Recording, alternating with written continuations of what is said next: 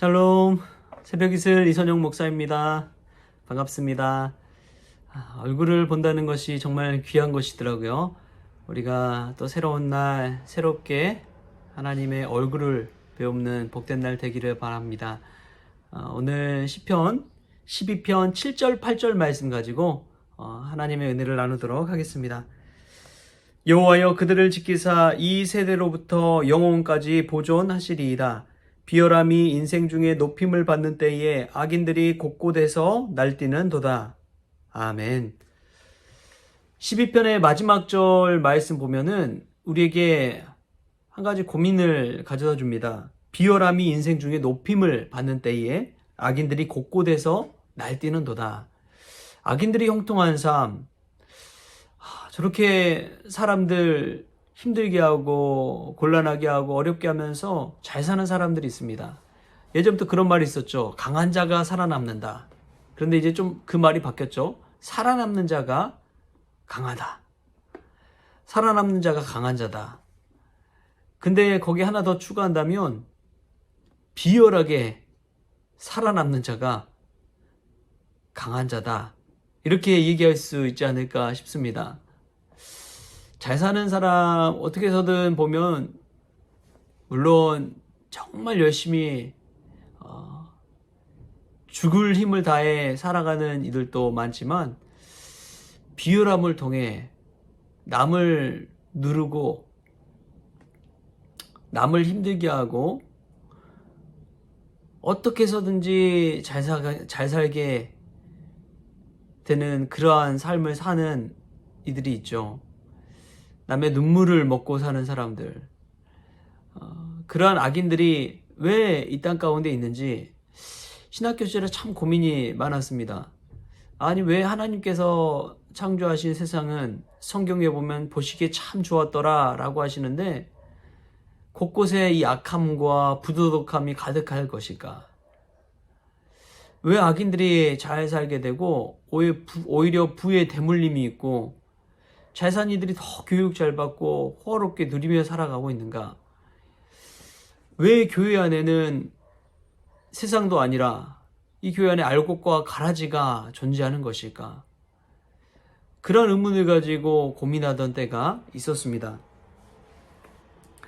그런데 보면 하나님은 이 고난의 때가 닥치면 알곡이 드러난다고 이야기합니다. 추수 때가 되면, 심판 때가 되면 오른쪽에 주의 우편의 양과 주의 좌편의 염소로 나뉘어서 구분되는 날이 온다고 이야기합니다. 저는 이 말씀 속에서 희망과 약속을 봅니다. 그게 무엇이냐면 성경 속에 나오는 부자와 거지 나사로의 이야기 같은 일입니다. 부자는 이 땅 가운데 부자로 살았습니다. 넉넉하고 부조금 없고 떵떵거리고 의시되고 어떻게 보면 교만한 삶을 살았죠.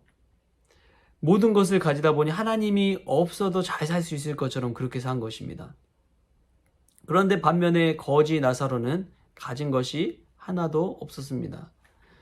하루하루 살아가는 것이 고난이었고 처절함이었고 정말 비참한 가운데 구걸하는 인생을 살았습니다.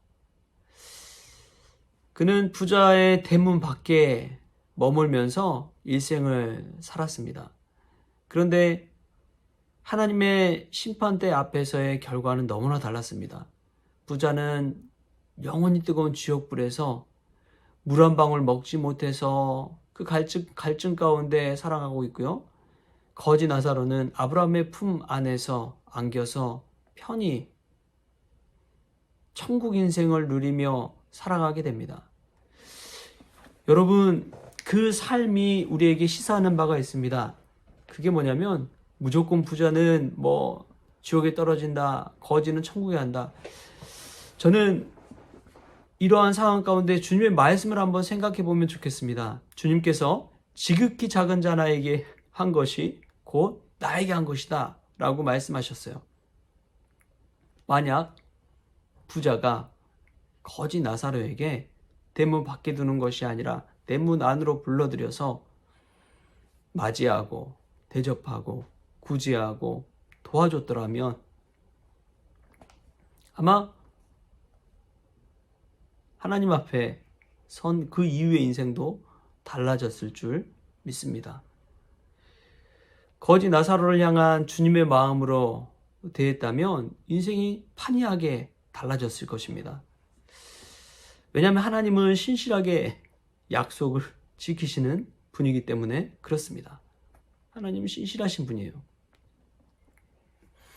엘리야가 갈멜산에서 850명의 바알, 아세라 선지자와 싸우고 승리했습니다. 그런데 여왕 이세벨이 엘리야를 죽이려고 하자 엘리야는 도망쳐요. 저 남쪽 브엘세바, 거기서 하룻길을 더 광야로 들어가서 로뎀 나무 아래서 엎드립니다. 죽을 것 같았거든요. 하나님 앞에, 하나님 이제 저 혼자밖에 없습니다. 바알 선지자들이, 바알을 숭배하는 자들이 주의 제단을 헐어버리고 주님을 믿던 제사장들 다 죽여버렸습니다. 저 혼자밖에 없습니다. 하나님 어떻게 합니까? 저는 아무것도 할 수 없습니다. 그러자 하나님께서 엘리야에게 이야기합니다. 엘리야야,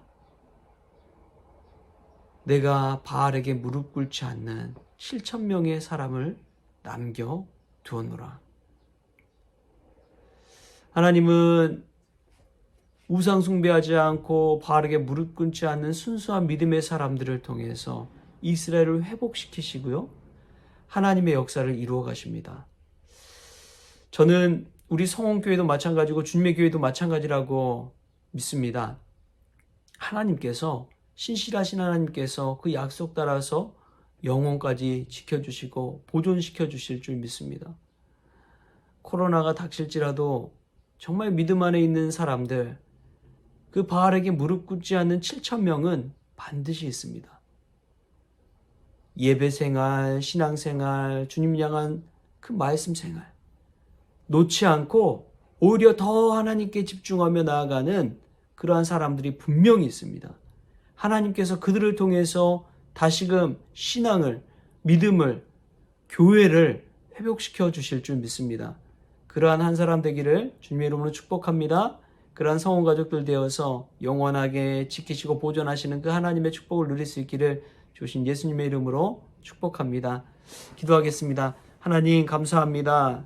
세상에 악한 자들이, 비열한 자들이 더 잘 살고 떵떵거리며 사는 것 같지만 하나님, 하나님의 때에, 심판의 때에, 구원의 그날에 저희들 하나님의 약속을 보게 하여 주옵소서. 이제 세상이 악으로 가득해서 끝난 것 같지만 하나님께서 바알에 무릎 꿇지 않는 7,000명을 남겨주신 것처럼 물질과 자본의 노예가 되지 않으며 하나님을 바라보며 신실하게 신앙생활하는 그 한 사람 저희가 되어지게 하여 주옵소서. 감사하며 예수님의 이름으로 기도합니다. 아멘. 오늘도 말씀 붙잡고 하루 승리하는 그런 우리 성호 가족들 되기를 축복합니다.